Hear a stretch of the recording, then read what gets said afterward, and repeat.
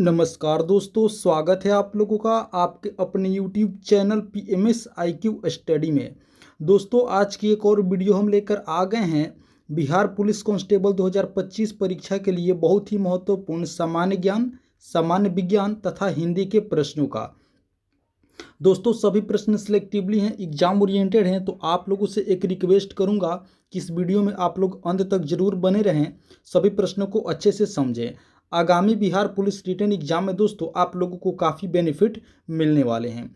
आइए दोस्तों, वीडियो को शुरू करते हैं और देखते हैं प्रश्न। पहला प्रश्न है, गुप्त काल के प्रसिद्ध गणितज्ञ कौन थे?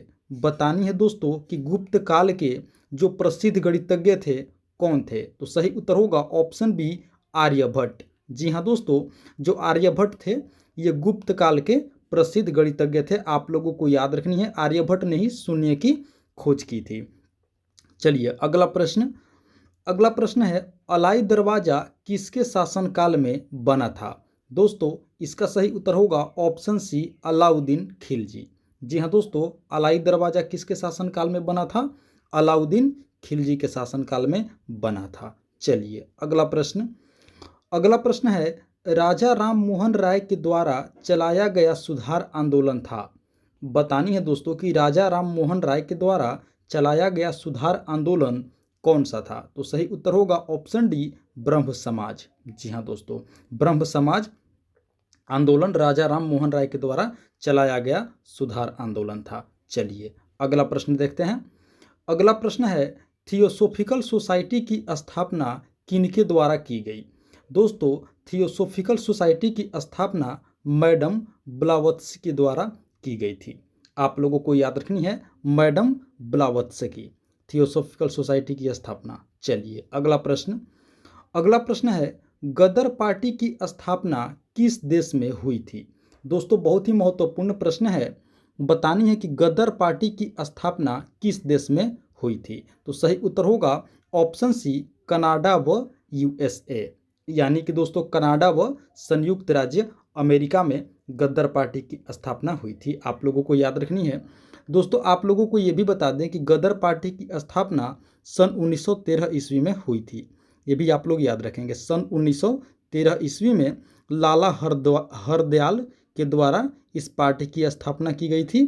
सन 1913 ईस्वी में कनाडा व USA अर्थात संयुक्त राज्य अमेरिका यानी कि यूनाइटेड स्टेट्स ऑफ अमेरिका में गदर पार्टी की स्थापना की गई थी 1913 ईस्वी में लाला हरदयाल के द्वारा। ये भी आप लोग याद रखेंगे।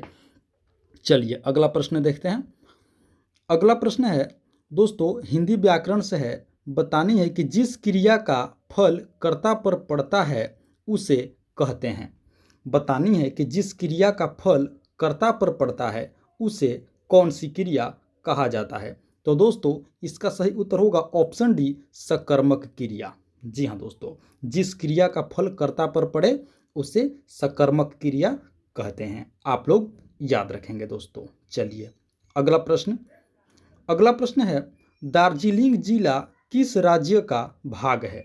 बतानी है कि दार्जिलिंग जिला किस राज्य में स्थित है या किस राज्य का भाग है? तो सही उत्तर होगा ऑप्शन बी, पश्चिम बंगाल। जी हाँ दोस्तों, दार्जिलिंग जिला पश्चिम बंगाल राज्य का भाग है।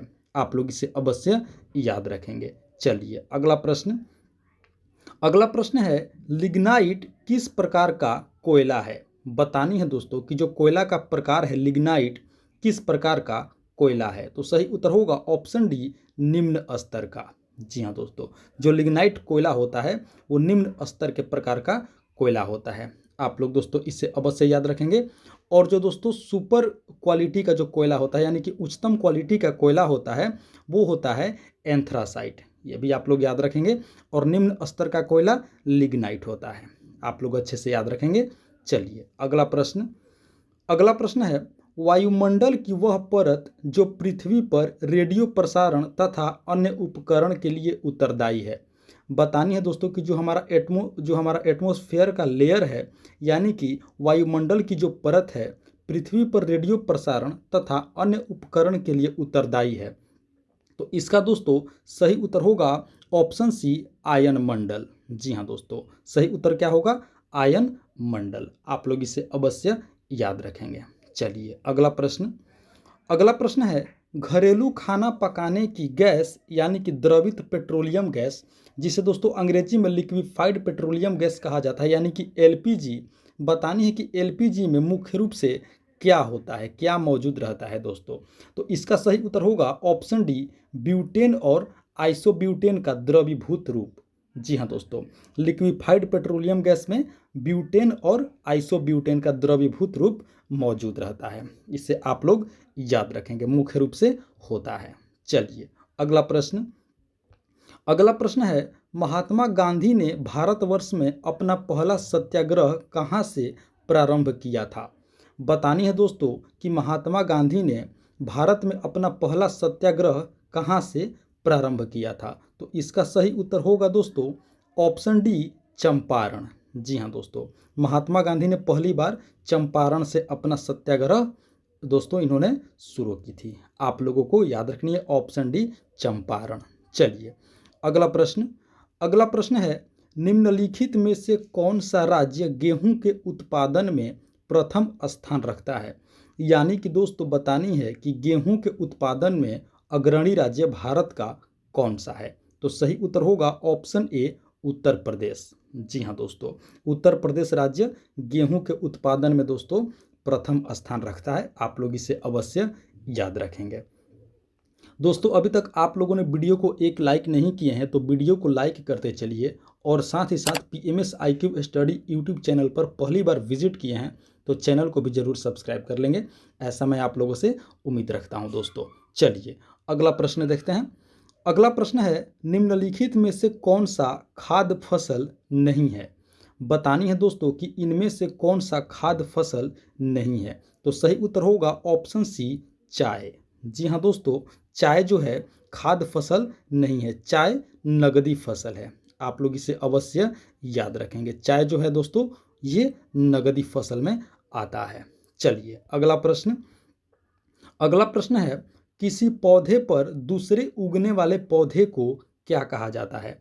जैसा दोस्तों आप लोग प्रायः देखते होंगे कि किसी पौधे पर एक दूसरा पौधा क्या होता है, उग जाता है। तो बतानी है कि उस उगने वाले पौधे को क्या कहा जाता है। तो सही उत्तर होगा ऑप्शन डी, एपीफाइट। जी हाँ दोस्तों, किसी पौधे पर दूसरे उगने वाले पौधे को क्या कहा जाता है, एपीफाइट कहा जाता है। आप लोगों को याद रखनी है। चलिए अगला प्रश्न है हिंदी साहित्य से दोस्तों कविता की परख निबंध के लेखक हैं।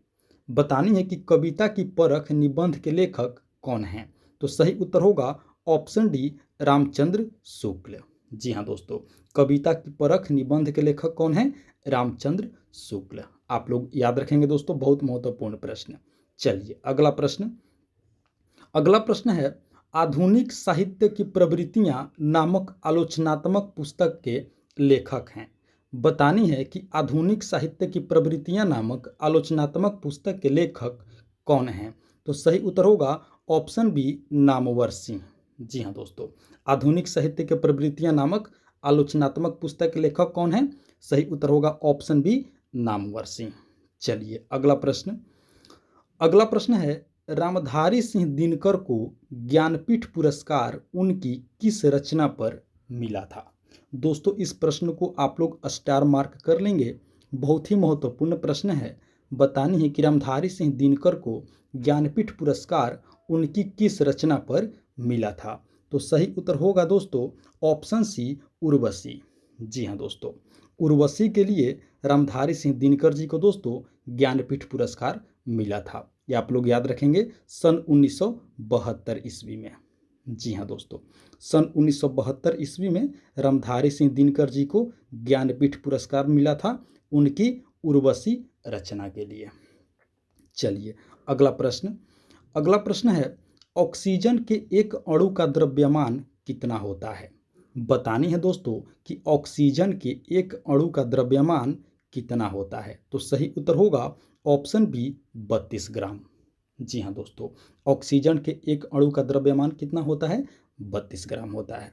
चलिए अगला प्रश्न है 1861 ईस्वी के भारतीय परिषद अधिनियम के समय वायसराय कौन थे।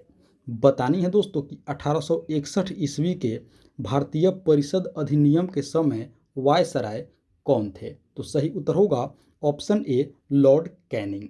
जी हाँ दोस्तों, सही उत्तर होगा लॉर्ड कैनिंग। चलिए अगला प्रश्न है, जीव जो तापमान के व्यापक परास को सहन कर सकते हैं कहलाते हैं।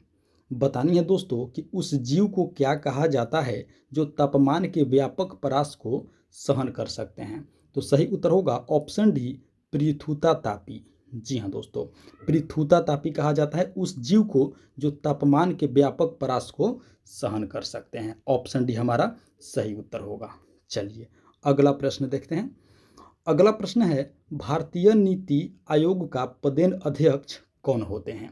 दोस्तों बतानी है कि भारतीय नीति आयोग का पदेन अध्यक्ष कौन होते हैं। तो दोस्तों भारतीय नीति आयोग के पदेन अध्यक्ष होते हैं प्रधानमंत्री। आप लोगों को याद रखनी है भारतीय नीति आयोग का पदेन अध्यक्ष कौन होते हैं। सही उत्तर होगा ऑप्शन बी प्रधानमंत्री। चलिए अगला प्रश्न है, आयुर्वेद के महान विद्वान चरक किसके शासन काल से संबंधित हैं? दोस्तों बतानी है कि आयुर्वेद के एक महान विद्वान थे जिनका नाम था चरक। बतानी है कि किसके शासन काल से संबंधित हैं। तो सही उत्तर होगा ऑप्शन बी कनिष्क। जी हाँ दोस्तों, कनिष्क के शासन काल से संबंधित है आयुर्वेद के महान विद्वान चरक। दोस्तों इन्होंने चरक संहिता नामक एक पुस्तक भी लिखी है, ये भी आप लोग याद रखेंगे। और कनिष्क के शासनकाल से संबंधित ये महान विद्वान है दोस्तों आयुर्वेद के। चलिए अगला प्रश्न है, उलगुलान विद्रोह किससे जुड़ा था? बतानी है दोस्तों कि उलगुलान विद्रोह का संबंध किनसे जुड़ा था। तो सही उत्तर होगा दोस्तों ऑप्शन डी बिरसा मुंडा। जी हाँ दोस्तों, उलगुलान विद्रोह बिरसा मुंडा से संबंधित था दोस्तों। तो ये थी हमारी आज की बिहार पुलिस कांस्टेबल 2025 रिटन परीक्षा के लिए दोस्तों बहुत ही महत्वपूर्ण सामान्य ज्ञान, सामान्य विज्ञान तथा हिंदी के प्रश्नावली वीडियो। आशा करते हैं वीडियो को आप लोग अंत तक जरूर देखे होंगे, सभी प्रश्नों को अच्छे से समझे होंगे और याद भी कर लिए होंगे दोस्तों। तो आप लोगों से फिर एक बार रिक्वेस्ट मैं करूंगा कि वीडियो को एक लाइक कर दें और साथ ही साथ आप PMS IQ study YouTube channel को सब्सक्राइब भी जरूर कर लें। तो मिलते हैं एक और मोस्ट इंपॉर्टेंट टॉपिक वीडियो ले करके, तब तक के लिए आप सभी का बहुत बहुत धन्यवाद। जय हिंद दोस्तों।